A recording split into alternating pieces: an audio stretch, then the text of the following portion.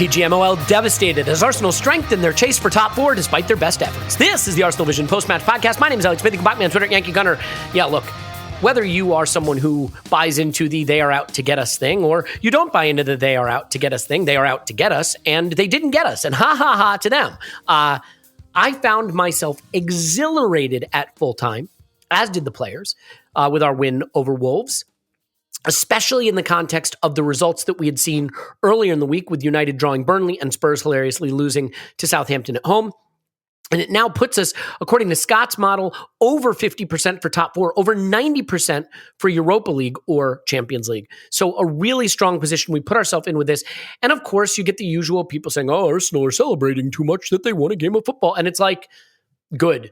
You know, all of this stuff just means we're relevant again. And I've longed to be relevant. I was saying the other day, like, it's been a while since I was that gripped by the last few minutes of stoppage time that I was hiding behind the couch, that when the minute the game ended, I brought up the table just to double check the points again. Like, it feels good to have that investment. And I actually think, and we'll come on to this a little later, that maybe Michael Oliver and the weird red card thing did us a bit of a favor. And we can talk about why that might be in terms of how it strengthens what we now have to do. Because we have another 9 days off before we play again, if you can believe it. So that's the preamble. I do want to say that we did a really, really fun full season data review breaking down every player in all the top four competitions over on the Patreon side. We did it in video and audio, but the video has full graphs and charts, and Matt from Giant Gooner did it. And I just really enjoyed being able to sit shotgun while he walked through that. So if that's the kind of thing that tickles your fancy, that's over there on the Patreon side. If not, we got you right here. And here with me now is Paul. You can find him on Twitter at Pause My Pants. Hello, Pause. Woohoo! And Clive, you can find him on Twitter at Clive PFC. Hello, Clive. Hello. Some good snaps of Tim enjoying himself on the ride home from the game last night. So he'll be joining us on a podcast in the near future, as will Scott, of course, and many others. But for now, I think, look, this was a game that I never expected to be an easy one. Wolves defensively are very good. Their results recently in the league have been very good. They've played close to a lot of good teams. I mean, they lost only 1-0 both to Liverpool and City home and away. They have some big wins at home. They drew 0-0 with Chelsea. They have not been an easy side to break down. And this was one for me that was like, by hook or by crook, get the result, because we've been off for 18 days. We don't have Tomiyasu, but otherwise we're pretty much, I think you'd call it full strength. And I did like what Arteta did picking Cedric, because he was able to leave White and Gabriel in their preferred positions. And overall, I think we might come to Cedric later as someone who deserves a little praise. But Paul, in the opening stages of this game, I actually thought it was a game played at a fairly high level. We were doing pressing, but pressing the way we do. And one thing Matt highlighted in our data review is that we are near the bottom statistically in terms of a metric called aggression. And aggression measures the amount that you commit a defensive action within 3 seconds of the opponent getting the ball. So like a tackle or a foul, an interception, something like that. But that doesn't mean we don't press. But the way we press, Paul, is we cut off passing lanes. We cut off angles. And I actually thought that we were doing that pretty well. And actually, Ruben Neves in particular, maybe a couple other guys, Wolves were doing a really good job of moving the ball quickly, switching big, and getting around the press. And so the opening stages of the game, I thought, was us trying to pin them back, them doing a nice job getting out, and then us recovering and defending. And that was sort of the initial pattern. And I saw people getting frustrated. And there's this sense that, like, if we haven't battered them with shots and 2-goal lead in the first 20 minutes, something's wrong with us. But I actually thought it was just a high-level game of football of us having a tactic and them doing well to handle it. Yeah, I think it was cat and mouse. I think the way I often think about our pressing is they don't have this show in the US, but they have a show called One Man and His Dog. And you got a sheepdog, and he's chasing some sheep around the field. And he's not chasing. He crouches down, he moves them along. You know this one, right, Clive? You seen this show? Oh, yes. So it sounds really dull. So explain it, please. It sounds really dull. Yes. But like the guy starts off, he's got the dog beside him. The sheep are like a quarter of a mile away. He whistles, the dog pisses off down to where the sheep are, runs behind them, crouches down. Then he moves them along through some obstacles, around a tree, between some gates. And then he has them kind of positioned between a pen that he's trying to get them in, the dog is. And the dude's still like a quarter of a mile away, whistling and giving him some nudges. And then the dog works the sheep into the pen.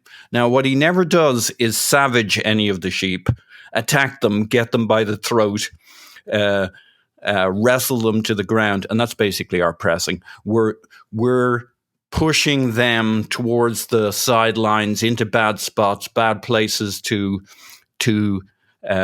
progress the ball, so they put it out to touch. We often get the ball back from a throw in. That's the nature of our pressing. We don't go in 2-footing anybody. It's not super aggressive. We're not trying to force turnovers directly. So that's what we did in this game. And it doesn't always look high pressure, but it's effective. Odegaard and Lacazette will push them to the right wing. Lacazette and Xhaka or whoever, Martinelli, will push them to the left wing. And yeah, it was a good game of cat and mouse. The one thing I'd say about the first half and why I would recognize some level of frustration was our quality was low, except when it wasn't. So lots of guys made mistakes on the ball for no great reason, apart from we haven't played for 15 days. Tierney, Odegaard, Partey, Xhaka, Gabriel, all loose when we kind of had the ball and in possession. But the one thing that stood out to me was there were movements of real quality in the first half, 4 or 5 where we got it right, we clicked and we passed it through them. We moved it through the lines from one side to the other side. And like we had a couple of those just as the goal happened, before and leading to the goal. And then at the end of the first half, we had a couple of really sweet movements through them. And that's kind of what gave me hope that our football is there, it's back. And again, coming into this game, like you said, I expected Wolves to be good. They've played a bit more and a bit more recently. And I expected us to be rusty, and we delivered. But we turned it on too. Yeah, there were some good moves that resulted in some decent chances, but by and large, like, they were organized enough to marshal us into the areas they wanted us.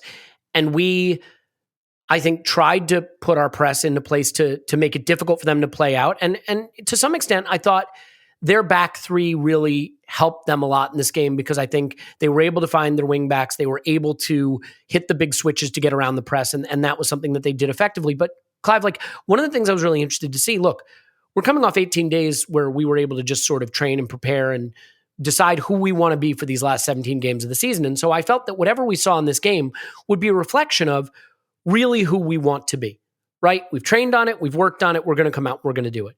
And the two things I saw was, again, a commitment to doing this kind of pressing, this closing down passing lanes and trying to be more aggressive in engaging up the pitch.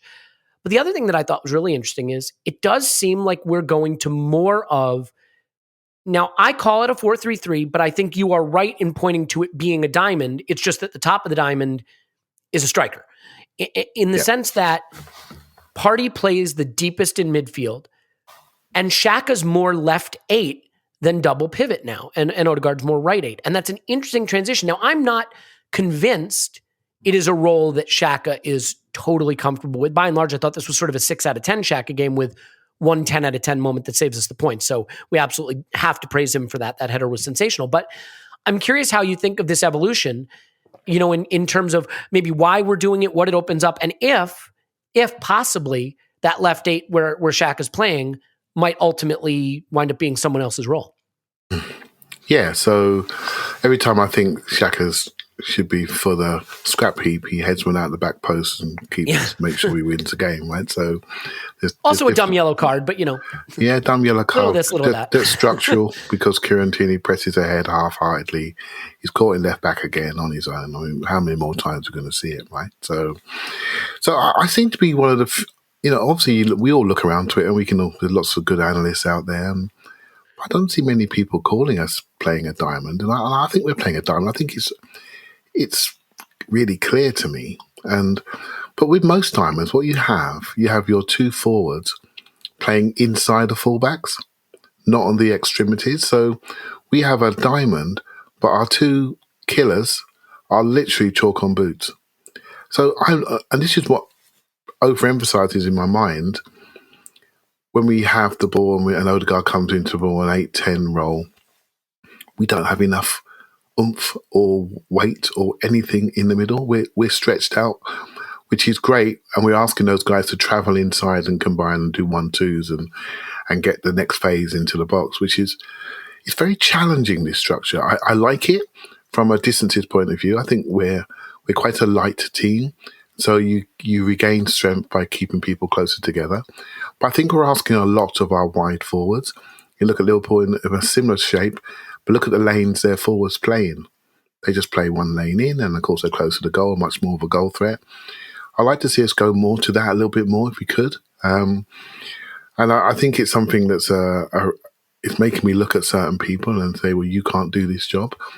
And so I do agree with you, Elliot. I think that left, or what you're intimating, that left 8 role, we're all looking at this team, right? I was speaking to Andrew earlier on, and I sort of said, we're all looking at this team that we want to be completely in love with them, but we know they're incomplete. Yeah. And they're 2 positions that literally are staring at us. And we can all see it. We're trying to not look at it because we're watching the game, but we can all see they're not quite right. It's not quite fit. And this is so Arteta. This is, I'm going to build this structure, even though the people that I've got in it are not ideal. I'm not going to build a structure for those people because why would I do that? I'm trying to build a house that's going to last for a long time. And I often feel he's not just building a team to qualify for the top 4. He is building something to stay in the top 4. And that's something we have to get to grips with, because we're just thinking, we want to qualify. Why have you got a striker? He's thinking, when I build this team, it's not going anywhere. It's staying here. I think this is a real challenge for our brains because the opportunity is right there for us. And so, yeah, the shape we're playing, we just need the personnel and to really make it work. And so what we're going to do now, naturally, we're going to look around our wonderful deep squad. We can look around and look at alternatives and say, could he do it better? Could he do it better?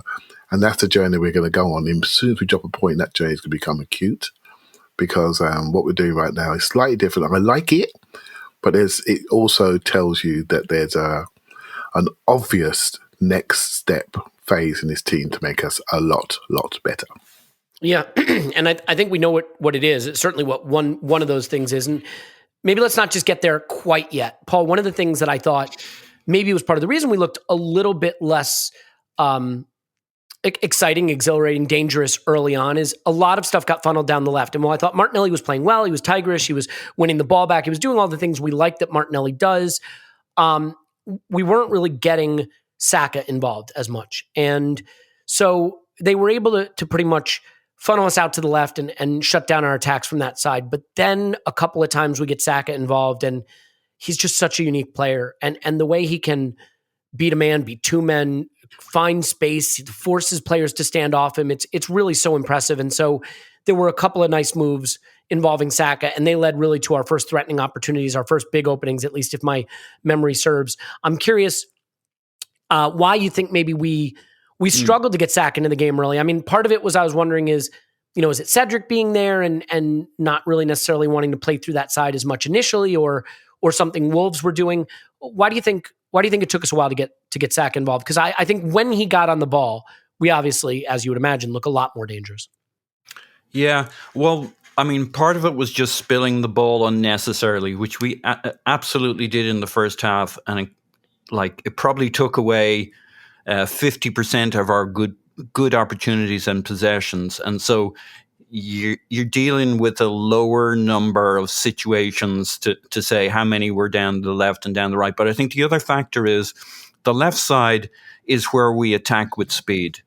It's kind of our direct route. It's got Tierney, it's got Martinelli, Xhaka's going to spin it. The right side, if you think in terms of who we normally have there, is going to be Ben White, it's going to be Tomiyasu, Odegaard, Saka in a zigzag party, and they're going to it's going to be much more the tiki-taka side that does something clever if we're building up that side. But actually what very often happens is we go up the left and then switch across the play to the right-hand side, and that's where you see Odegaard and Saka mincing them. Kind of when we had our good possessions in this game, that was a lot of what happened. We came up the left at speed to destabilize Wolves, and either with a cross that came to the other side or Martinelli spinning the ball to the opposite wing to Odegaard, we'd suddenly have them kind of destabilized. We switched possession. Saka, Odegaard start the triangles. Cedric often tucking in, overlapping a little bit. As you said, he had an okay game. Like if he played at this level for the rest of the season when he's a backup, we'd probably be okay with this. And his cross that Lacazette didn't get a head on was really sensational. I mean, that's a missed opportunity. Yeah. And he can be a very good crosser. But what I liked was he didn't get it right all the time. His mixing into the triangles was pretty good. And that's why, back to your point on Saka, why didn't we see more, if you like, volume? I think they were ready for that part of it. Like, he's such a danger man. He's so good, never wastes a possession kind of thing. But they were pretty well set, and our challenge is to get up the pitch. Basically, we successfully moved kind of between the thirds by coming up the left and then switching to the right, and that's where we saw Saka kicking in. Saka, Odegaard. Both had some really good combination moments in the first half and early in the second half. That was kind of where we looked like we had him on toast if it was going to happen. Yeah, and I mean, I think a couple of things too. Like on the right, there was one move where Odegaard played a little 1-2 with Saka and played him in, and I think that was a cross back for Lacazette, who hit it straight at the keeper. But on the other side, and this isn't me picking on Xhaka, it's just the way the game played out. There were a number of opportunities where Xhaka got the ball between the lines in that more advanced position, and Martinelli made the run in, off the shoulder of the right center back in the space vacated by the wing back, and Xhaka tried to play between the center backs. The pass, the sort of through ball between the center backs for Martinelli to run in, and he just didn't get the weight right, a lot of them. There were a couple different ones where it was just too easy for the center back to cut it out, or it was a little too heavy. So just a few little missed opportunities there, and something that I think as we do more of it, maybe he will get more comfortable in that role. I also wonder if, that's a position that maybe Smith Rowe occupies from time to time, or even Sammy Lokonga. So we'll see how that develops. Clive, you have a thought on that? Yeah, you know what? I had the same thought about how do we develop this position, and it comes back to what we're going to be. And you said that earlier. We've been away, Elliot, and what we're going to be. So we've all been focused on the fact that we've lost a key forward, shall we say, and we're all thinking we need to find ways to score. I'm wondering if we're looking at this wrong. Yes, and it's all about how we defend. It's defence first. And we're going back to the old 1-0 to the Arsenal potentially, because defence is what we have rebuilt. We're incomplete in the forward areas. And although we want to see progression and shots and chances, I'm just thinking maybe if I'm the manager, maybe thinking, I know I can solidify and stabilise this team. And from there, I've got forward talent that I need to focus on being efficient on the scraps that they get. And as you know, possession is not everything in football. And so I'm wondering if we're slightly looking at this the wrong way around and where he's going to go, and I'm the same as everybody else. I want to see Smith Rowe play. Got to get Pepe on the pitch. I want to see, because I look at the game and I want to see threats. I want to see people running away from my goal, because my heart rate goes down. When they're running towards my goal, then it goes up, right? So I want to see the same thing as everybody else. But I'm wondering if we are comfortable at our position, comfortable dealing with people, and then working on broken field play transition, which is basically who we are and have been for a few years. So yeah, it's very interesting, Clive. I've been thinking on that myself, but I kind of came to the conclusion not so much that it's about defense first. I think it's about being able to build from the back first. Control, being secure, but also controlling the game so that we have the ball, we have possession more and more as we get better holding on to it. And I don't think we're there yet. We're barely a 50% possession team, I think. Yeah. But what we are is control when we have it, and the ability to dictate the game by when we play from the back, how we play from the back. So I think it's more control than possession at the moment, and the ability to press up front, force turnovers when we're hyper aggressive with our pressing, which we weren't in this game. The ability to build from the back up the sides, switch it, and get into dangerous positions in transitions. But to be fair to, if you like, the attacking aspect of our game, which I think has finally kicked in now, we're still, like, we were on track for 14 shots in this game. I think we ended up with 11 or something. And we've been getting 14 shots, which is, those are good numbers. That's an attacking team getting 14 shots. So we're finding ways to be dangerous, getting those shots, game in, game out, since that time it clicked shortly after Everton. Yeah, we had nine shots in the first half, for the record. And the only thing I would say, and Clive, I'll bring you back here real quick. I just wanted to make the point that, like, I think we would agree that it's a very minus expected value way to try to get top four, to grind out a lot of 1-0s. I mean, we know that nicking it is a really risky strategy because you put yourself at the risk of variance. And so, like, I still think, if you can go and create more chances, you give yourself more opportunities to have the odds fall in your favor. Now, I do look at the way we played at the end of December and even against City, and I think this is a team that's capable of creating a lot of chances, even without the center forward that we need. And maybe the switch to more of a diamond or 4-3-3, however you want to view it, I think is intended so that when we do have the ball, we have more people to give the ball to, and more people occupying spaces between the lines and at the top of the final third, so that we can have the ball there more often. I see us now controlling a more advanced area of the pitch than we did earlier in the season. And where I wanted to jump in with Clive when you said we're looking at it wrong, I really think the area we're looking at wrong is we're fucking obsessed about whether Lacazette is going to score or not. Yeah, that's what I was going to say. Well, I mean, we shouldn't I'd like him to. Yeah, I know. I'd like him to when he's one-on-one with the keeper. If that's okay. Yeah, but let it go, right? Yeah, you don't care where we get our chances from. No. If it's Martinelli and Saka and Odegaard, and we don't care. Well, and look, we know, Clive, we all know, look, Lacazette had a one-on-one with the keeper. He didn't score. That can happen. That can happen to good strikers and bad strikers, but it happens, and it happens to hurt because you're down to 10 men and you're up a goal, and you can make your life a lot easier. He has a cross he doesn't get his head to. He has a shot that he strikes directly at the keeper. Like, everybody knows a better striker takes this project up a level. I do think he is linking play and doing things that help. To be fair, the goal we score, he sort of throws himself into the dangerous area up against the keeper. And I actually think if we don't score, we've got to shout for a penalty there. I think he's important in that goal. So, look, you can only get so much in attack with that player as your striker. That's just the reality, right? Yeah, he's doing everything he can. He cannot squeeze anything else out of that body. He is literally throwing himself into everything he can. And when he doesn't do something right, it's not because he doesn't care or can't be bothered, right? So he's doing all he can.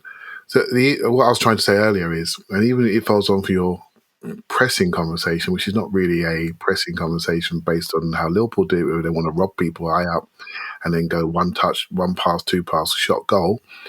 We corral people, as Paul alluded to, and all that does is that plays the ball to our controllers.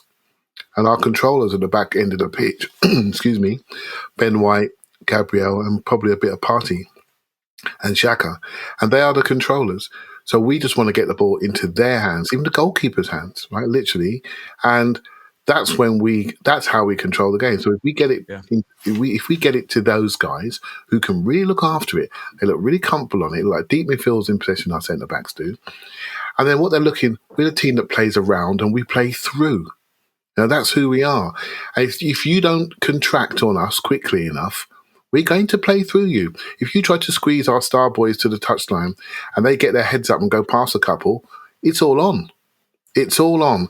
If you notice, a lot of teams are tripling up on those wide boys because they know we can squeeze into a touchline. What does Xhaka do? He's like an eel. Spring, spring, spring. And he's out. And he gets rid of it quickly, gets it back. Combination. 1-2.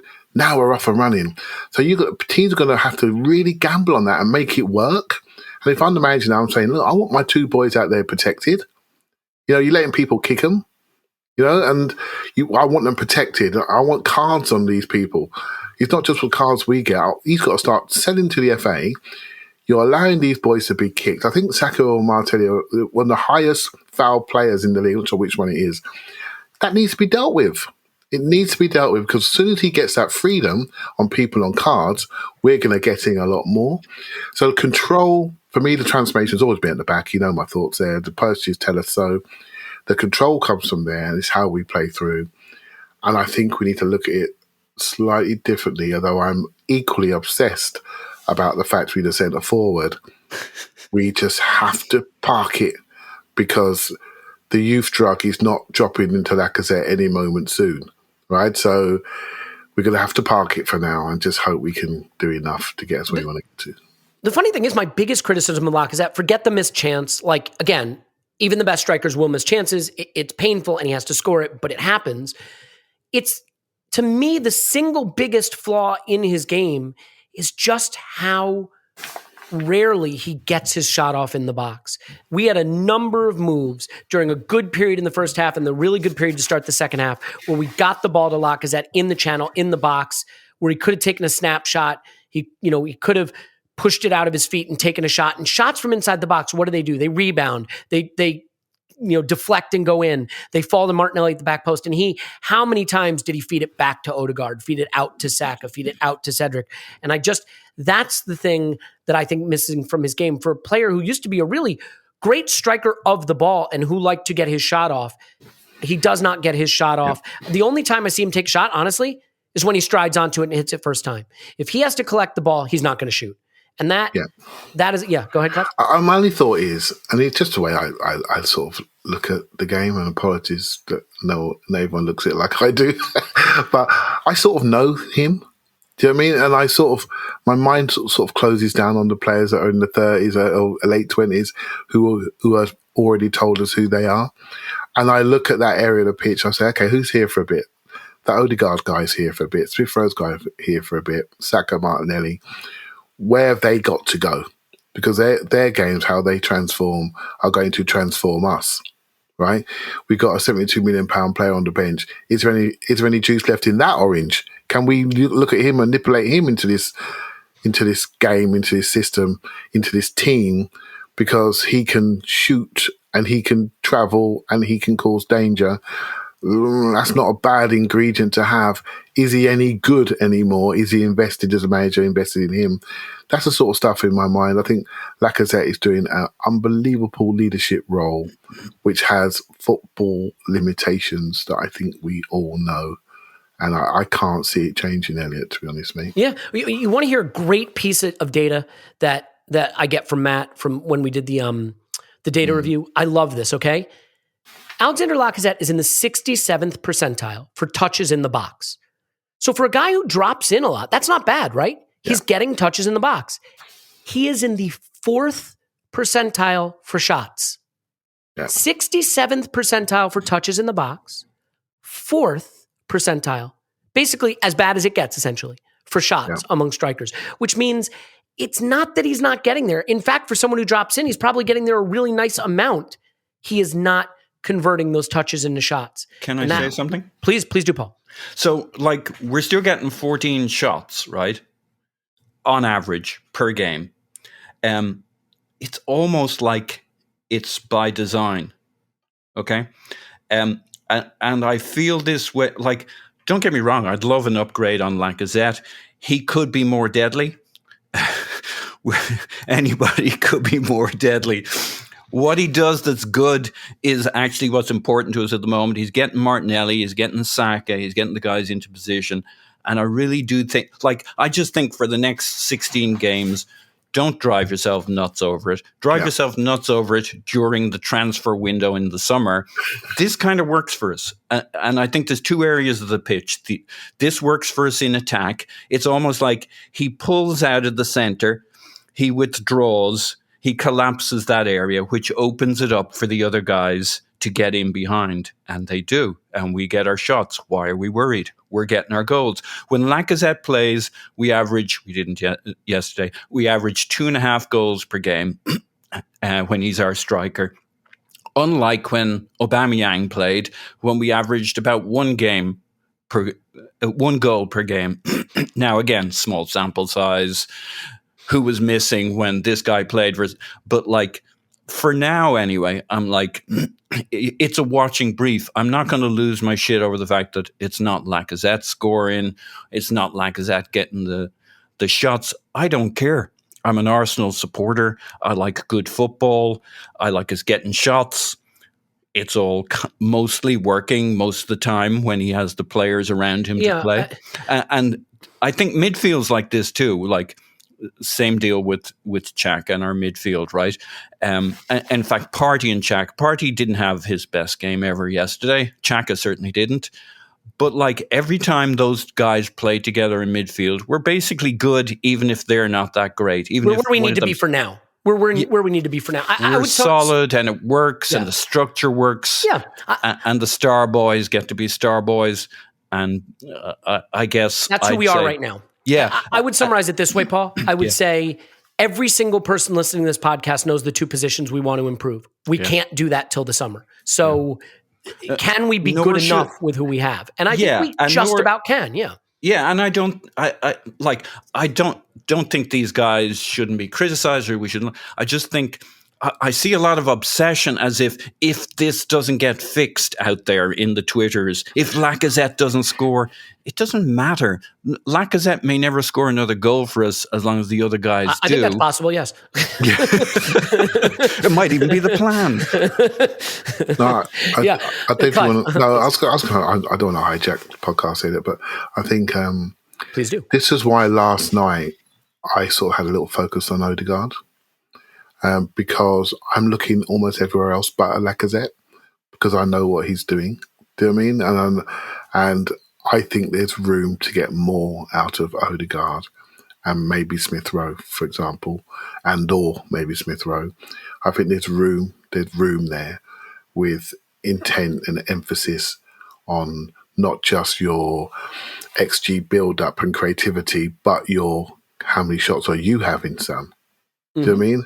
I think there's opportunities there to be a bit more aggressive in the last third. And when you have a striker that's a non-shooting striker that's got the number 9, that's got his number 9 on his back, and we've accepted that, and he does other things for the team which are intangible, then the guy with the number, who's playing almost like a number 10-ish, but he needs to really be aggressive and get in there. That's my opinion anyway. Can I ask you a question about that? Because you mentioned it last night. I was thinking about this. One of the things that may be an issue, and I'm curious if you see it this way. Like I watched last night what Odegaard was doing, and Lacazette drops in, and as a result, he's often arriving in the box late. Now, think of like a more traditional striker role. The striker makes the deepest run, and the number 10 or the 8 or whatever makes the second man run, and so the pullback comes to him. When Saka beats a man and pulls it back, the pullback's going like Lacazette is making basically the second man run. I don't know if it leaves as much room. Do you see what I'm saying? Like Odegaard winds up a few yards further higher up or further back in the pitch because Lacazette is almost making the run of a second man run, a later run, which means I'm not exactly sure. I mean, here's the crazy thing, right?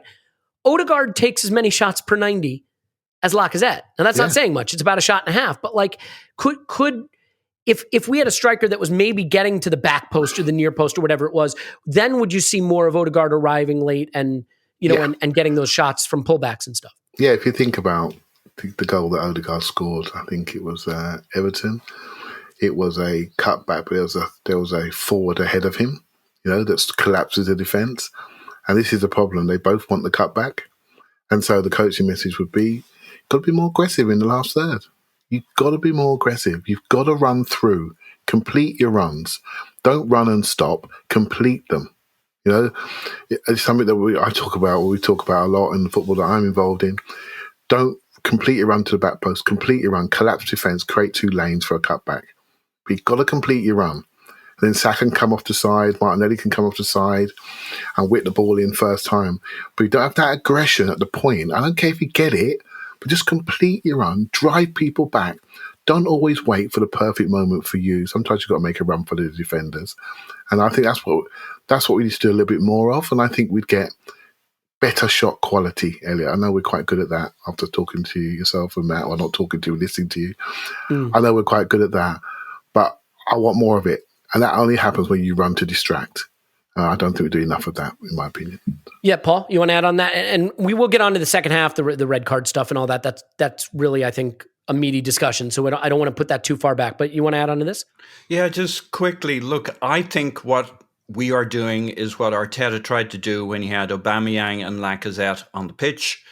and we were all going nuts about why is Aubameyang playing as a left wide forward. Martinelli's that guy now, and he may not be a better player than Aubameyang or a better finisher, though I think he might be right now. Yeah, he might be right now. But he plays that role far better. He's your forward. He's the guy getting into the 6-yard box. He's the guy hovering for the shot. Now, the other thing I'll add is I'm just looking back at the games since it kind of clicked. And so from FB Ref, here are our shots per game. So they have it as 12 against Burnley, 12 against Wolves, 20 against Burnley. This is working back through our games. Yeah. 7 against City. We can understand why. And that was a good game for us. 15 against Norwich, 21 against Leeds, 20 against West Ham, 15 against Southampton, 10 against Everton. We were poor. Yeah, we know that. 17 against United, 24 against Newcastle. We don't have a shot problem in the second half of the season. We just don't. I agree with that. Yeah. But I mean, and again, to be clear, like, I think the attack I've been saying this for a while. I think that what we last saw from Arsenal in the league before the weird January stuff was a team that can attack effectively, even if we don't have all the pieces collectively we want. Do I think that Lacazette going from 1 shot a game to 3 shots? I mean, in this game, by the way, Lacazette had 4 shots. And if you look at it, one of them probably should have been a goal. One's hit straight at the keeper. But like, I think Lacazette was dangerous enough in this game. The irony is, if Lacazette just puts away his one-on-one versus the keeper, right? We're probably saying, hey, he's important to the goal we score. He got into some good positions. He winds up getting in behind the defense, makes a good run in behind the defense and scores a goal. That miss definitely colors the conversation. I don't want to bog down here, though. Can I just say one last thing before? Yes, let's. What I want to do is bog down here. Can we stay on this topic? Yeah, because I think we're going to be doing this every podcast, Clive. You know that, right? It's going to be the Lacazette cast for the rest of the season. I want to come back on Clive's point. Sure. It's not Lacazette because I know who he is, right? So the key thing is for me is Martinelli. We lost him for periods in this game. We can't lose him. Right? He's too good. No, we lost him in this game. Yeah, but we can't lose him. He's too good. He's too far on the extremities for me. So you heard my chat the other week about the forward styles. If he's our wing forward and you have Saka as your outside wing forward, then he needs to be nearer the goal in his starting position. For me, we have a problem around left back space and left centre mid. I don't think it was a great Tierney game to that point. Yeah, I think we have a problem there. That's what I'm going to say. I think we're a bit leaden booted in that area, and I think we could do a little bit of oomph. Right, so how we do it, I don't see it in the squad, I'm afraid, but I think we have a bit more transition and speed and athleticism in that space. I think Martinelli's starting position would be different, and I think he could be anything he wants to be. We can't have him in situations by the touchline continuously. That's not going to work. We're talking about a shot killer, shot monster guy. Make him a priority in this team. We just got rid of our 32-year-old captain, ex-captain. Make him a priority. Make sure he has rose petals all around him so he gets near that box. And when other people got to carry the water for him. Right? Yeah, so, and for the record, the one thing, styles make games, tactics make games. I do wonder, we do like to overlap Tierney so we can push Martinelli, closer to goal. I do wonder if the fact that they had a back three and they had wing backs and we had to be more worried about the space behind Tierney meant he didn't get as advanced as he want, which meant Martinelli wasn't able to push his central.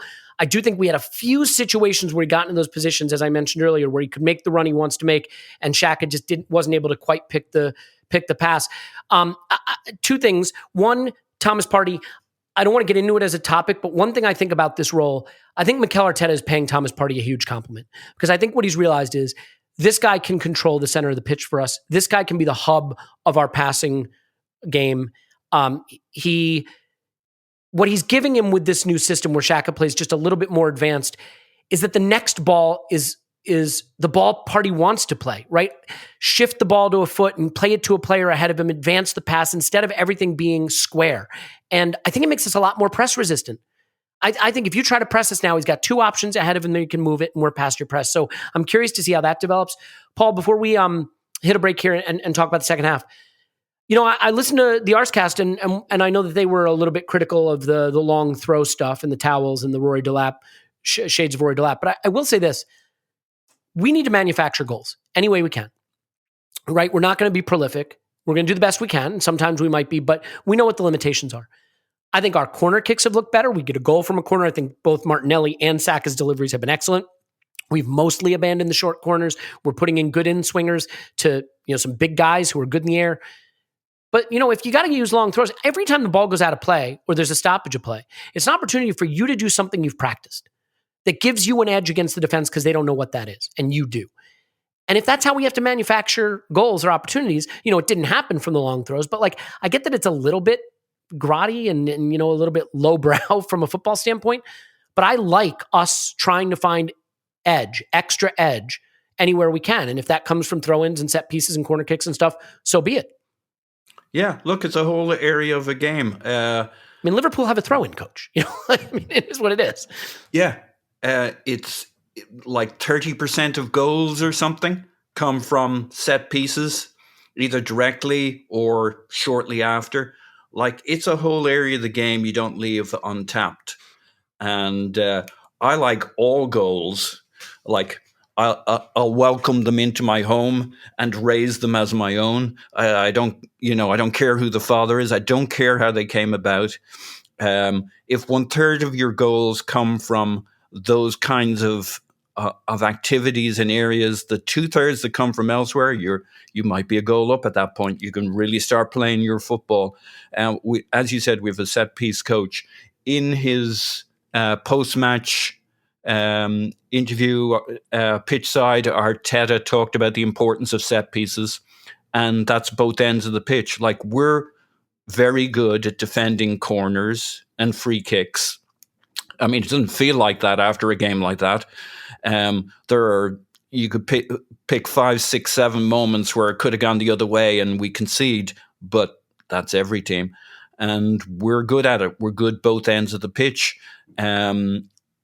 We have Saka from one side. We usually have Smith Rowe or Martinelli banging them in from the other side so that they're in swingers.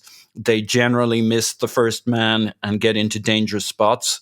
That's how we got our goal in this game. I'm all for it.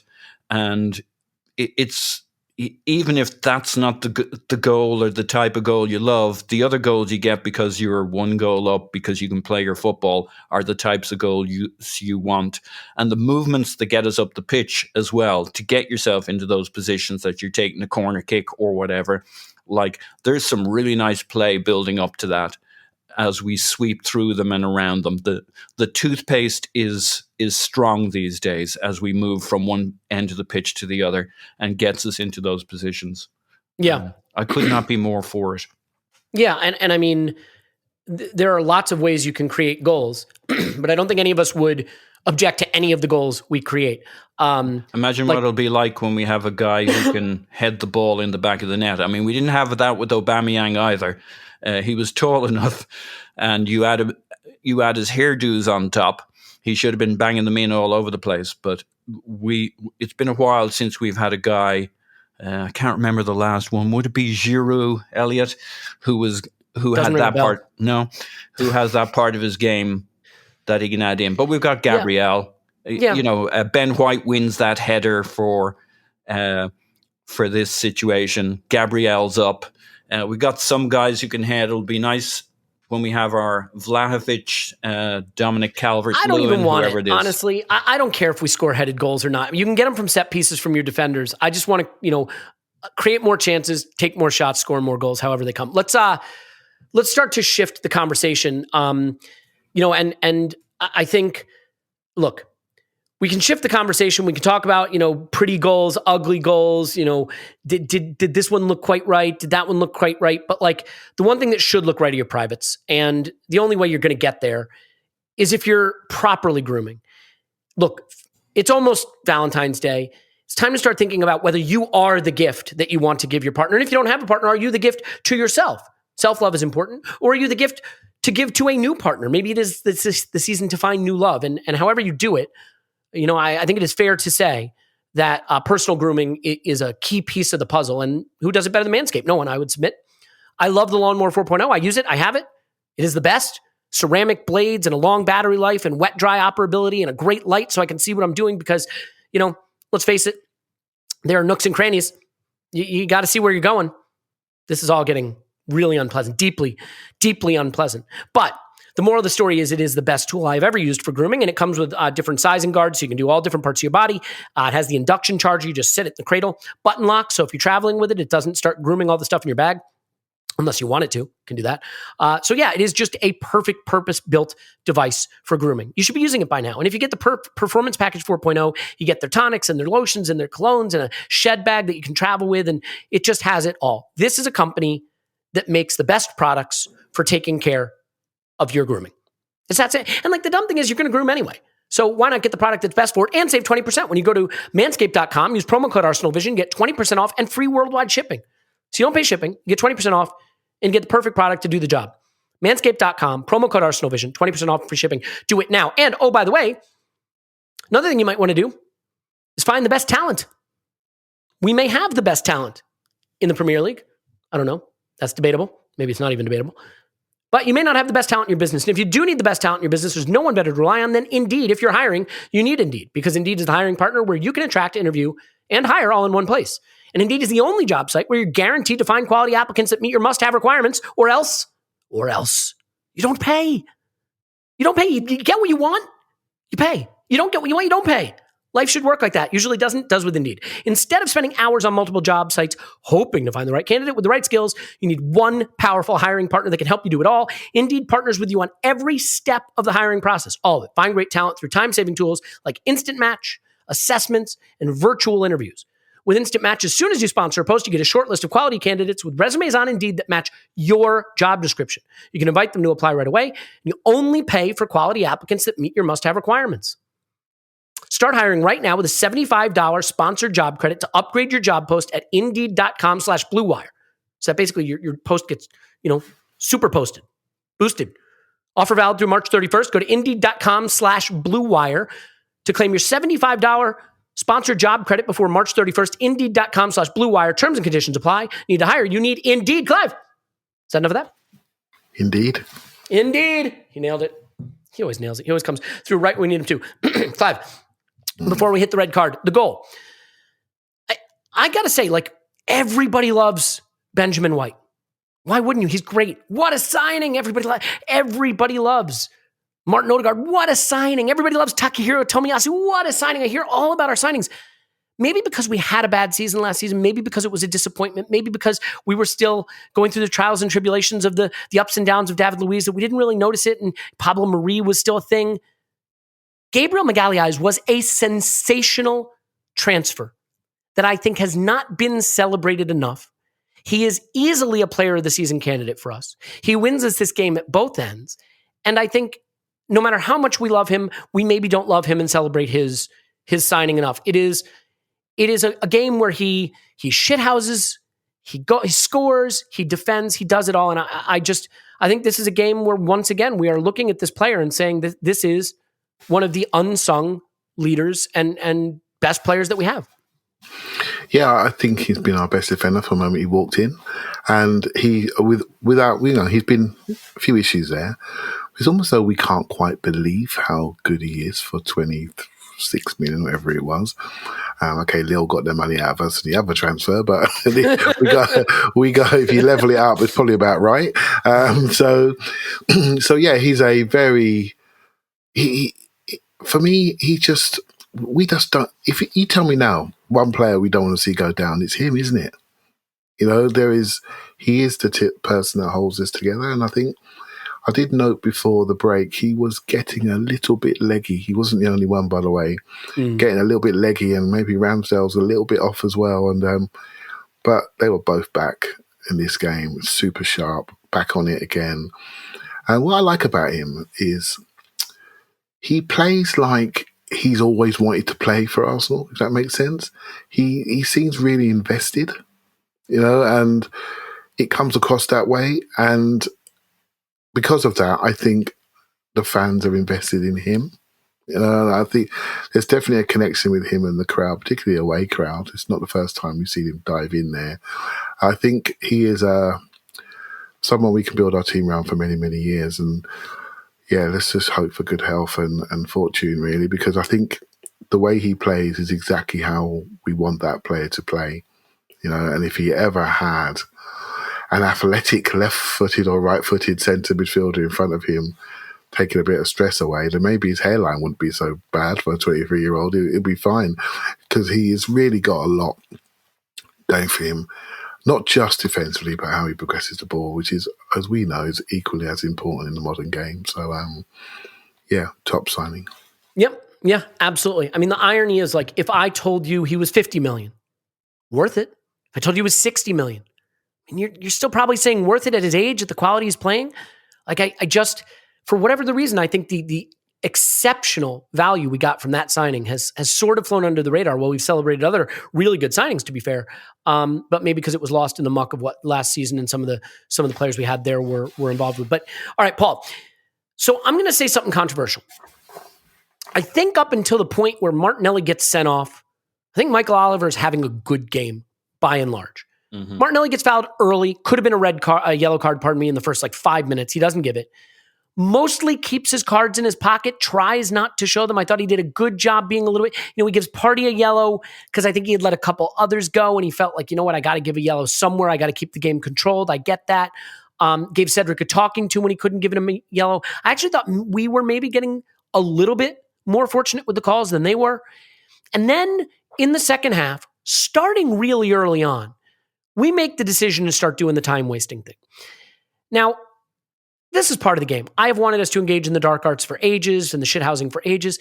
It felt a bit early, and Ramsdale was doing it, and Gabriel does it, and we started just really, I think, being, for lack of a better word, probably annoying to Oliver, and the crowd's getting on him, and it's putting pressure on him to do something. And I think all of that builds up to what is ultimately Michael Oliver losing himself in the moment.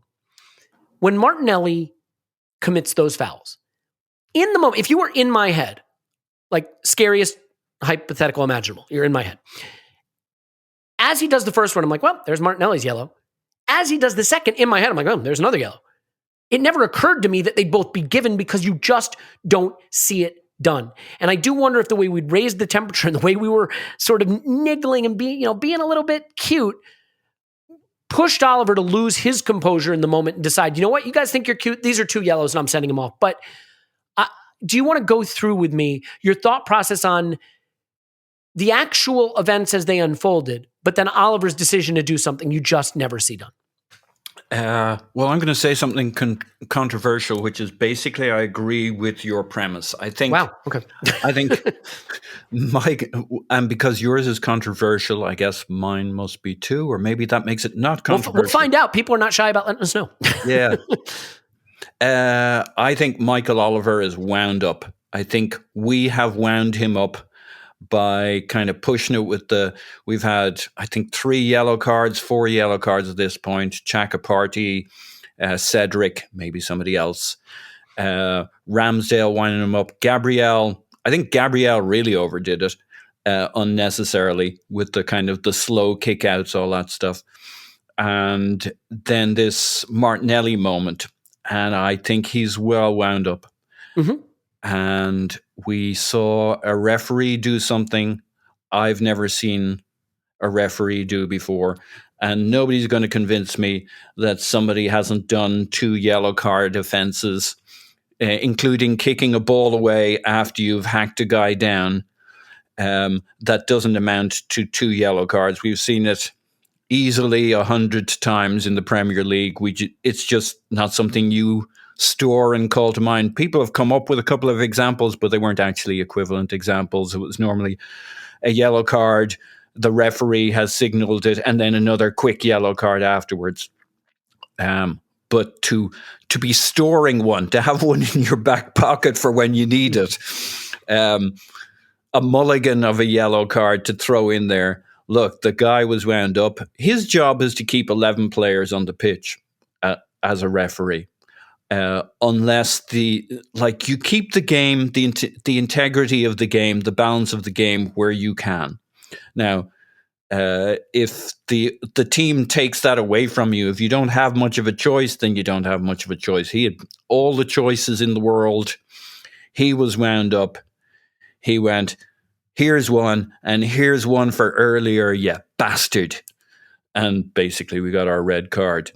Now, the thing is, and some people may find this a little annoying or upsetting that I would go there, but I think it's best that you feel you have some control over things, and like, we can do this shit better.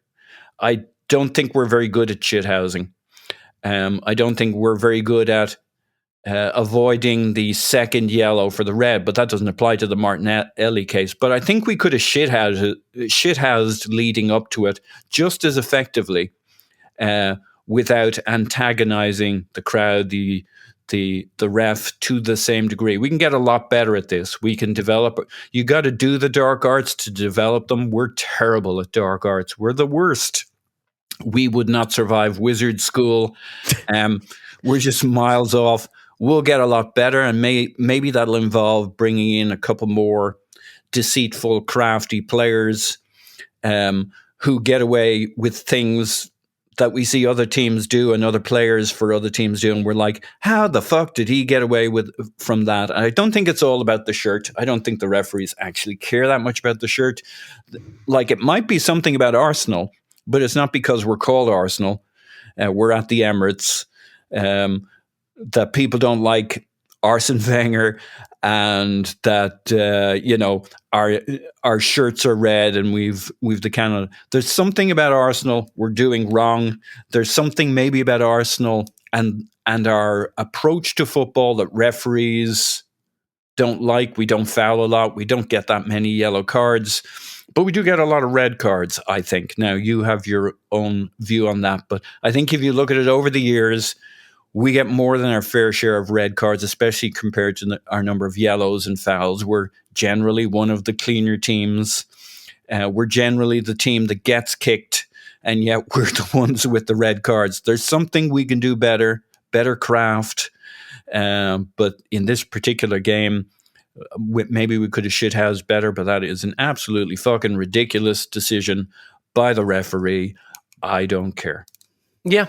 I mean, Clive, I guess the point is, I'm open to the idea that both fouls are yellow cards.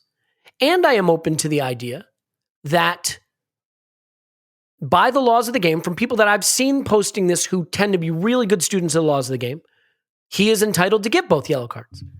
But like, refereeing is also sort of about convention and culture and expectation. Players play the game in the expectation of knowing what's going to happen as the outcome of their behavior.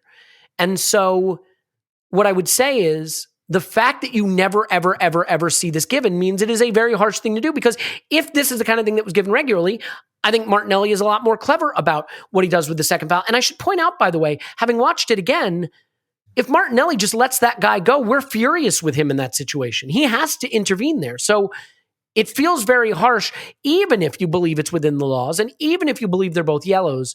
The act of giving both yellows is the part that I just can't. I think Oliver got caught up in the moment and lost himself. Yeah, I think the laws of the game shouldn't protect Oliver from his responsibility to manage the game. And I think in this case, he didn't manage the game appropriately. My thoughts around sending players off, that distortion of the game is too big.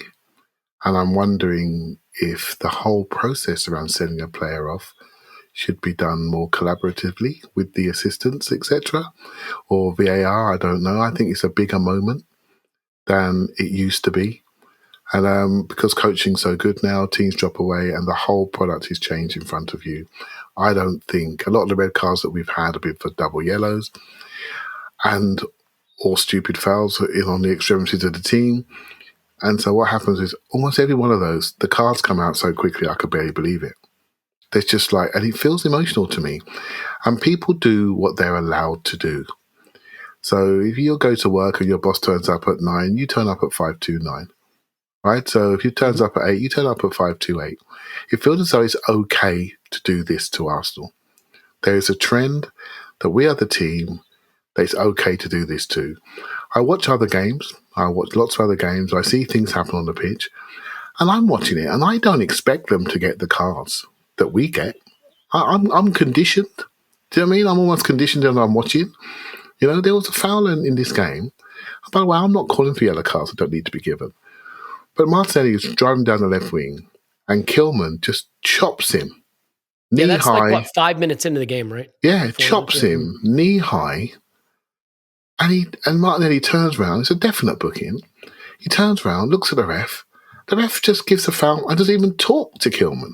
He doesn't even say to him, mate, naughty, transition foul. You've got one.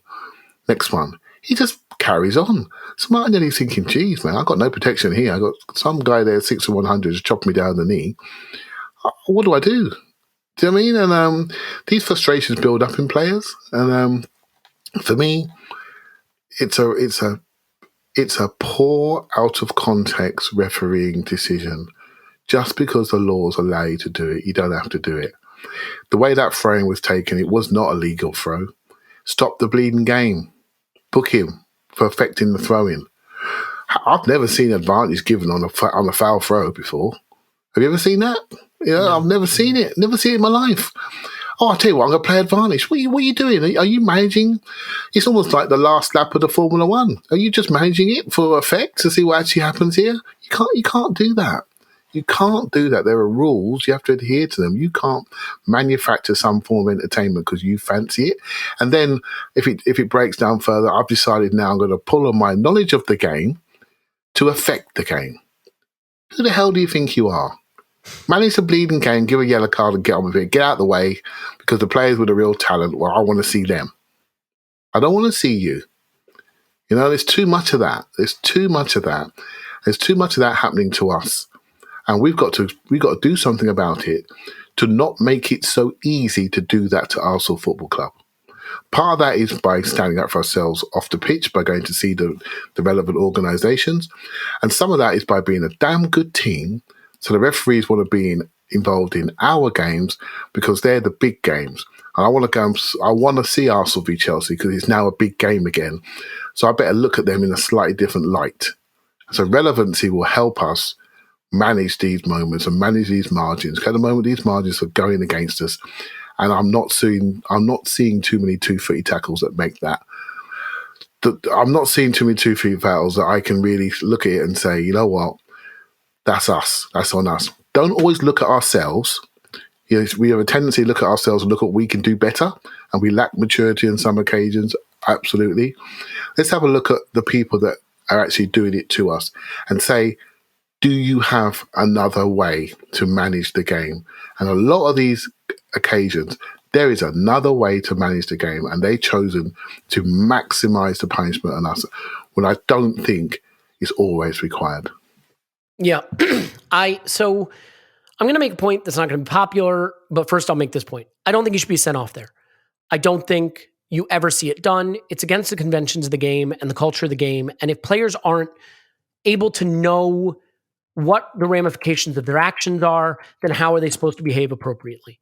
I think both of the actions are potentially yellow cards. That doesn't change my conclusion. I want to stop short of this, and I want to make this point. People aren't going to like this. People get really upset at this, but I want to address the issue of like a conspiracy against Arsenal. So I looked at data going back 10, 11 years. First of all, there is no correlation between the number of red cards given and the number of fouls a team commits. Quite frequently, the team with the fewest fouls in the league winds up with the most or near the most red cards, and vice versa. There's no correlation between yellow cards and red cards. We are near the bottom of the league in yellow cards and have been for several years. The problem you have is that a league season is over 3,400 minutes. And in 3,400 minutes, the most red cards in a season is going to be about 5. And the fewest is going to be about 1 or 2. And so you were talking about a difference of 3 incidents in 3,400 minutes. And then extrapolating out from that, whether that's bias or not. I started at 2011, 2012. 4 red cards, middle of the table. 5 red cards first. 4 red cards, middle of the table. 2 red cards, bottom of the table. 4 red cards, 3, 2, 2. In the last 3 seasons, 5, 5, and now 3 this season. Now I realize 5 sounds like a lot when the average for a season is right around 3.2 or 3. Okay. But it's 2 extra incidents in 3,400 minutes of football. And, there are seasons there where we get 2 red cards and you're at the bottom of the table. You get 2 more of them, you're near the top. So it is really hard to extrapolate bias from so few incidents. The funny thing is, if we don't get a red card the rest of the season, which is entirely possible, we'll finish on 3 for the season and we'll be right in the middle of the pack. Now, I realize it feels like more because we got the 2 in the cups leading up to this. I just feel that we have been very unfortunate with calls very recently that feel like the harshest punishment available. And yet, I don't see a statistical analysis that suggests they're out to get Arsenal. I think we've been on the wrong end of it. And by the way, if you disagree, totally fine. How do you prove bias? How do you not prove bias? I don't know. I think part of it too is if I feel there's bias, it ruins the sport for me. If I feel when we step on the pitch, the ability to compete and win is not within our control, that there are forces out there that will prevent us from doing that, then I don't want to watch. I don't want to support. I don't want to be a part of it. Because if it's not in your control, then what is the point? And so that's why I tend to take this analysis from the perspective of wanting to see how it's in our control. Now, in this case, I can look and I could say, Martinelli does 2 rash things that are 2 yellows. But the reason I don't feel this was in our control is, how can Martinelli expect to be sent off there when no one else does? So, Paul, that maybe explains my mindset, which is I think this is a wrong call. I stop short of bias, and maybe I don't want to see bias because if there is bias, then it means our ability to go out and control our destiny doesn't exist. And that is the whole one of the reasons we are so drawn to sport and drawn to football is in life, there's so much that's unfair, that feels out of our control. But on a pitch, you feel like the players can go, decide who's better over 90 minutes. And I need to believe that that's the case. Yeah, look, there is no cabal of 12-foot-tall lizard men meeting once a month. No, wait, that there is. It's just not around football. Okay. Okay. Well, I'm sure they enjoy a bit of sport on the side. I'm sure they put aside some time to screw over Arsenal. It might work against Arsenal, but it's not necessarily bias. It might, if you're a very light, flighty, fancy team that's not very good at doing dangerous tackles. Also young, by the way, right? Yeah. Not as known to the referees. You don't have the relationship yet. Yeah. Yeah, but that's that'd be a recency factor. It's been for years and years and years. You add it up over a decade or two. It's a recurring theme. Hence, you think, there's a conspiracy. There might be a thing going on. There might be something about Arsenal and the way the game is refereed, and our styles have changed a bit between Emery and Arteta and Wenger. And yet we're still getting, it doesn't matter who the manager is, it feels we're still getting the red cards. That might be something to look into. But I remember plenty of red cards under Unai Emery too, or at least them not going away. But maybe one of those good years was under Unai. It may just be our approach to football and the fact that this is not something that's particularly in our repertoire. So when we do it, we look ungainly. There might be something about Arsenal, but there isn't a cabal of 12-foot-tall lizard men meeting to screw us over. Yeah. I mean, and so it can be true that we have had some harsh calls go against us without it being true. There's a conspiracy. And by the way, if you're like, no, there's bias, I believe there's bias and I think it's clear, that's fine. I guess the other thing I'd ask is, it's in the Premier League's best interest for there to be a good top 4 race that includes some of the most popular clubs in world football, of which we are one. It's in UEFA's best interest for us to be in the Champions League, right? I mean, there's no clear reason I could see why one of the most popular teams in football not succeeding would benefit any league or, any organization. So we don't know. We'll never know. It's not provable. It's not unprovable. I do think that we have to try to control the things we can control. In this instance, I don't think it was within our control. The yellow card Xhaka gets, for example, that's one of those moments where I'm like, well, if he gets sent off for something silly later, you can't really have much complaint. Now, we didn't. Gabriel gets a silly time-wasting yell. I'm not sure he even deserved it, to be fair, but he stays on the pitch. But what really encourages me, and why I think Michael Oliver did us a favor, I think two things. One, we were hard done by. They're out to get us. And you know what? We won anyway. We overcame. It is a huge opportunity, Clive, to create solidarity, an us against them mentality, and us against the world mentality, to really get the Emirates crowd fired up, to get Arsenal supporters unified, to rally the group. We have 9 days off now, but they'll be buzzing from this result and wanting to push on. It gives us a really good beachhead from which to really storm the top 4 chase that we desperately want. And so would I have chosen to have a man sent off? No. But if I could do this game exactly like this over again, I might do it. So Martinelli misses Brentford at home. Okay. But you now get this sense of outrage. Maybe the referees are a little more careful about red carding us now that there's focus on it. Maybe now there's this bulletin board material that creates this solidarity. And Clive, I was so fired up at full time, maybe in a way I wouldn't have been without the red card. And the players certainly looked at too, to the point that, you got Watford players like Ruben Neves saying, oh, they look like they won the title. Well, sorry you didn't win, buddy. So I don't know. What was funny was that he celebrated the fact that we thought it was a big deal to beat their team. And then he talked about how it showed how Wolves have come on a long way. Yeah, literally shows how good we are because they were happy they beat us. Yeah. I get it. So Clive, do you think just from a psychological standpoint, from a team bonding standpoint, from a solidarity standpoint, Oliver has handed us something here that we can use to motivate? Yeah, we said this last night, didn't we? I think there's a chance there. I think there's something growing in the group, in the club. We've been saying that all season, and this is a journey that we've got over this time, unlike the City game where we didn't quite make it towards the end and we just had the memories of a good 45, 55 minutes, right? So this time we had a result to hold on to, and that's the key thing now, to turn this growth and potential into results. And I think I was speaking to Andrew earlier and I sort of said to him, I don't know why I was so nervous about this game. Well, I was really nervous and stressed about this game. And the reason why is I think we're pretty close to really investing. Really investing. We're all invested, right? That's why we're on the podcast, God's sake. But it's like really investing. And we're close. We know this team is close. We can see it's much better than it was. We know just due to the age of the squad, it's going to be better still. We know where we're not complete, and we're trying to manage that in our own minds. And we are close, and it means something. And these decisions do mean something. We don't win that game last night. The Tony's podcast is completely different. It's completely different.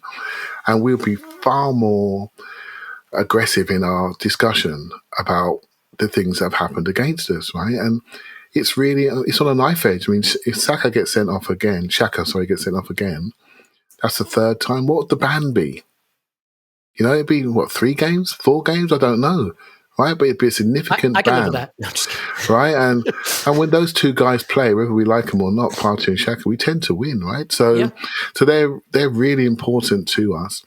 As you said there, Gabriel, Xhaka and Partey on the yellow card, tiptoeing around the pitch, trying not to engage. We don't gain control because of their yellow card situation. We can't create transitions. We drop away. We're in a situation where the cards are dictating our ability to control the game, and engage the game. And it's like, this is a problem because they all know one more bad thing and I'm off. I'm not going to get the benefit of the doubt. So this is something that we have to manage this trend. We have to get ahead of it, manage this trend, and also make sure that we come out the right side, because we're in your world, Elliot. We're in the world of margins, right? And these margins went for us yesterday. But we need to make sure they go for us going forward. We've got to do everything in our power to make sure they go for us going forward, right? So unity is the word, mate, the word of the month. The funny thing is, on XG, we won this game. I know everybody loves a bit of XG analysis, but we were sort of good value for the win in the end anyway. They pushed us back a lot when we were down to 10 men, but they didn't totally open us up. There's the Rob Holding goal line clearance from a scrambled situation. Ramsdale did brilliantly to swat away some crosses and then make some saves from the rebounds. But overall, the best chance that happens at 10 men is Lacazette's chance that he doesn't convert. Paul, before you have to go, I think the last two things, and by the way, just to tag on to Clive's point, I think the reason I felt so nervous going into this game and felt so invested is United and Spurs opened a door. And we love walking into a door. We love just banging our head right into a door. And this time we walked through it under very, very difficult circumstances in a not easy fixture. And I think that is a huge step forward for this team. A step they weren't able to make against City, where I think we did everything right and felt we had it taken from us. And here we did everything right and maybe had it taken from us again, but this time we got through the door. So I thought that was huge. The two substitutions really that are a talking point that have to be covered. Let's do the one that's a positive. Rob Holding coming on. Ice cold, hasn't played. Been weeks since he's been on the pitch. Has to step into a rear guard action, being battered, being pushed back, 10 men. And he was brilliant. He was absolutely brilliant. He did everything he had to do. He was totally solid. He had the goal line clearance that saves the game. The manager was full of praise for him. And I think this is what you need, right? You don't need 22 players, but you need to know that if there's a player on that bench and you have to call on them, they will do the job for which they are called. As long as you've got that, you're fine. And in Rob Holding, we had that. Yeah. He's taken on a role for this season where he knows who the starters are. And every time he comes on, he's got his head right. He's professional, gives everything. And he's okay with the role he plays. He's kind of special teams at the moment. And like part of the reason Pablo Mari went out, I know everybody thinks it's because he was crap, but it was also because Rob Holding is the backup for left centre back and right centre back. And you could see it in the preseason that Arteta was coaching, using him as a left centre back replacement in the preseason games, and also coaching him after games.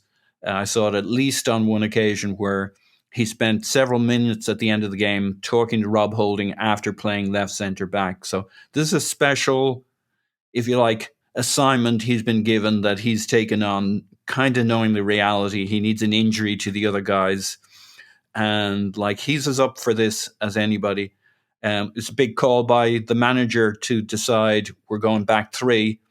I think I'm obviously matched up in particular against Wolves and how they were set up and their width from having 4 or 5 across the middle as they pushed forward and piled forward. So it doubly made sense in this case. And look, he came in, he was switched on, he got everything right, cleared everything, backed to the wall, a rousing victory. And I found it arousing as well, yes. Yeah. And I joined you in wanting to shit my pants for the last 5 minutes. Yeah. I don't want to have to do this anymore. But I think in particular what's different right now is this was a huge game for the run-in.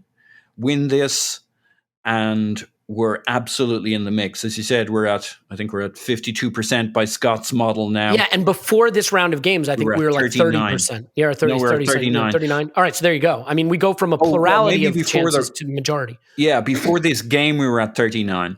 I'm saying before the round of games. Before the round, we were at 30. Mm-hmm. But that's its own story. The volatility and the movement, just like all you can say right now is we're in the mix as much as anybody else is. A draw next time out instead of a win, blah, blah, blah. Had we lost this, we're 25, like it's jumping around like who knows. So all you can say is there's 2-3 teams really in the mix going for this place. And we won our game. Our heads are on right. We're feeling positive. We're feeling united. We push forward. And I have a good feeling about this team and where it's going. And I know we often talk about the season Leicester won. I didn't think we were going to win if they didn't win. I just didn't have that feeling about who we were in the second half of the season. I might have after that Welbeck goal, if I'm being honest. Yeah. but that was like a moment, a game. Yeah. And yes, you can look back at it and say we could have, but I just did not feel that's where this team was heading. A game or two after that. And this is, I think we come into this and leave this with a strong group with its the heads on right, a way of playing. I can see it. I can see it in this group. Yeah, and I think we'll leave it there with you. We got a couple more things we absolutely have to get to that I think are important. But Paul's on Twitter. Pause my pants. Thanks, Pause. Woohoo! Yeah, and obviously leave your browser open, as you know. Clive, the situation. Well, firstly, I mean, people want us to be great. I want us to be great, but we're not great yet. But here's the thing: we don't have to be. We have to be better than a couple other teams that also are very, very much not great. And the job for the next 16 games is to be better than those guys. And I think we can be. Even if we can't be what we'd ideally like us to be yet, we can be better than those guys. So that's really the key. Now, I look, as great as Rob Holding was, there's a substitution I want to discuss with you because it just, you know what? You hate to have a buzzing moment where you feel so good at full time and there's so many good takeaways and you have to go to something that's maybe not as positive, but I have huge, huge issues with Nketiah's performance in this game. And I sort of wonder if it's the last time we'll see him. He came on against Burnley in a game we needed a goal, and I didn't sense the urgency. There were a couple times where he went down, he held his calf, he kind of stretched out his foot, he got up slow. This game, he never broke out of a jog. And I was looking at Twitter.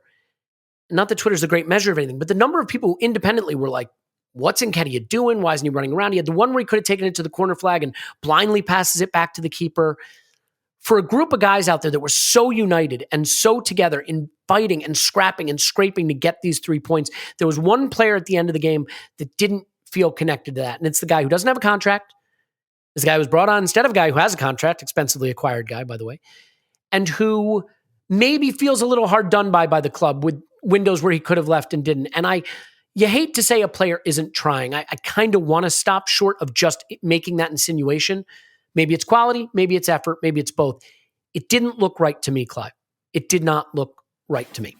Yeah, I think the stuff I will focus on is the stuff I can see, and let's just talk about player quality, right? And the body language stuff. Although I do think I'm a body language expert on occasions. I think we've all had to be at times, haven't we? Yeah, I think.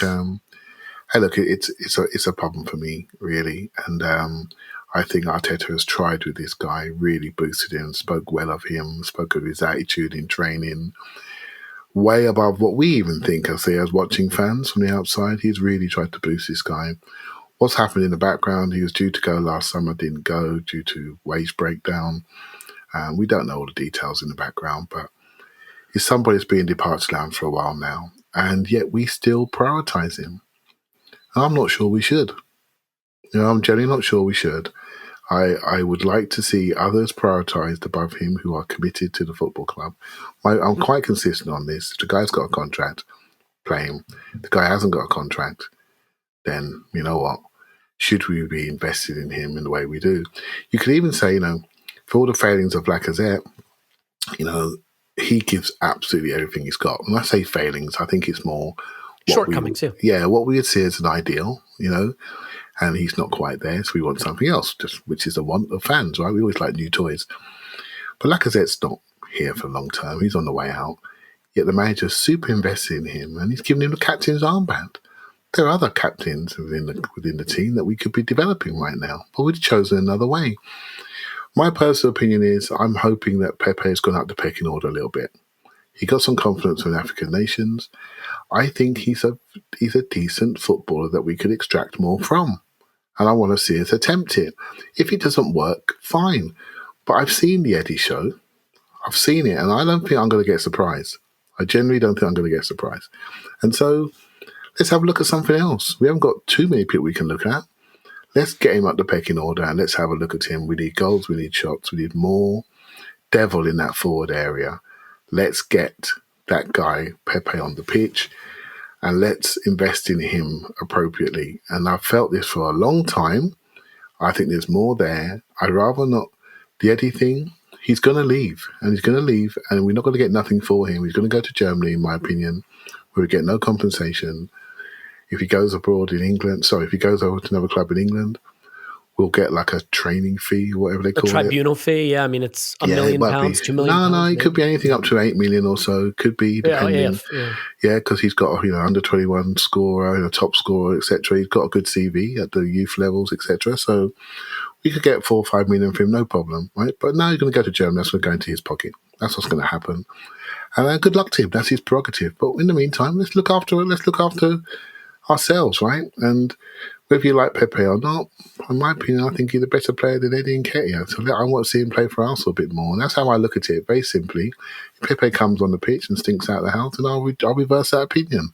But I want to see him play. He's gone to the African nations. He's found himself again. We should be jumping on that, not putting him behind Eddie again. That's only going to kill his enthusiasm, like we killed it with Willian. We shouldn't be doing that. Let's make him accountable for his performances on the pitch and make him accountable for poor body language which he showed earlier in the season. And he's barely started a game since. Yet Eddie gets another go, right? And so I'm not one for targeting people, but I just want to see better, really. And I think we have better, and I want to see it and see if I'm right or not. Yeah, and I don't think I'm someone who goes to soft factors a lot, who goes to body language a lot. I don't think that's a big part of my analysis. I think Mikel Arteta probably feels some guilt, responsibility. I kept the guy at the club. I told him there'd be opportunities. I didn't find him the opportunities. I owe it to him to get him on the pitch. But it's got to be more ruthless than that now. Nicola Pepe at his worst has been a better player than Eddie Nketiah has been at his best for us. It's that simple. I'm not saying Pepe is as good as we hoped he would be. He's been our second leading scorer or tied for top scorer in a couple of different seasons. Eddie Nketiah doesn't score at all. And it's not that he's a terrible player. This is never that. But the thing that really bothered me in this is just like, all right, fine. You're probably not going to get a goal in the last few minutes down to 10 men. There was a time when it went all the way back to the keeper and Nketiah was in the area. Could he have chased down the keeper and maybe the keeper kicks it out in a touch under pressure?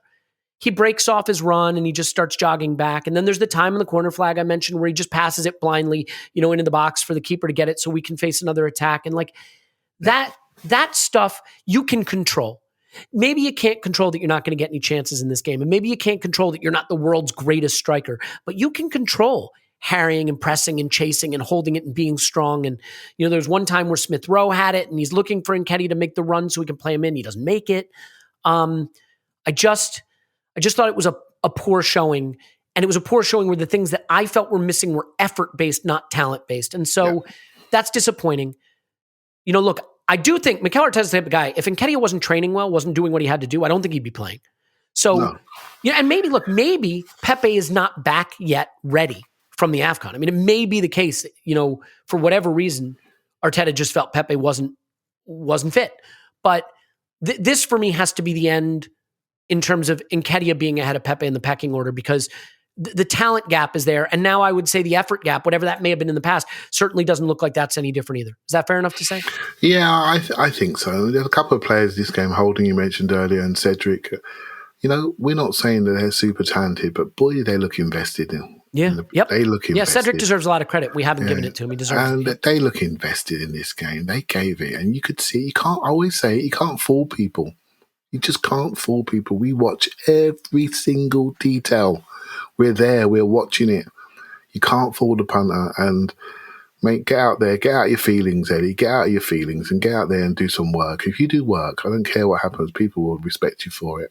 Do the work. And if you do miss a chance, no one will worry too much because you're putting the work in. If you're jogging around feeling sorry for yourself, I'm sorry, mate. It's not going to work out. Not going to work out with Elliot anyway of the Arsenal Vision podcast. It's not it sure is. Look, because I'll be honest, I haven't really killed him for the missed header against Everton. Headers are hard. People miss chances. I know you have, but that's the point, right? I can accept a player failing to execute a skill because they're not good enough or it's hard or whatever. I can't accept when all you really need to do is harry and press and run and chase and you've just come on fresh and you haven't played in 18 days and you're young and spry. That should be the easiest part. That should be the easiest part. So, and we shouldn't end on that point because... No, I wasn't planning on it. I want to go to one good upbeat note before we go. Yeah, I think there's so much joy I felt from that game. Way too much for a game in early February when there's 16 games to go. Way too much. But it wasn't just us that felt it. The players felt it. I haven't spoken to Tim yet, but I don't think that away end looked pretty quiet, did it? It looked unbelievable. Oh, God, no, they were going crazy. Unbelievable. Some of the pictures of them coming back look great. And if everyone's feeling the same, that's a good thing because we know we're close. We know we're close, and that's the issue. So we're looking at the frayed edges. Naturally, you look at the frayed edges that could make your feelings derail. And so you look at those edges, and people like Holding and Cedric said, no, it's not going to be me. I'm not going to let you down. Now we're looking elsewhere. And that's just the nature of the beast, I'm afraid. The scary thing is how much the players want it. When Lacazette missed his chance, players fell to the ground. They almost want it too much. That's the fear, is that they're going to start pressing as it gets closer, because the tension's just going to ratchet up and up and up as we look more and more, Champions League. I don't care if people, top four is a trophy. Champions League is massive. It is a return to where this club needs to be. It changes the kind of players we can add. It changes maybe the budget.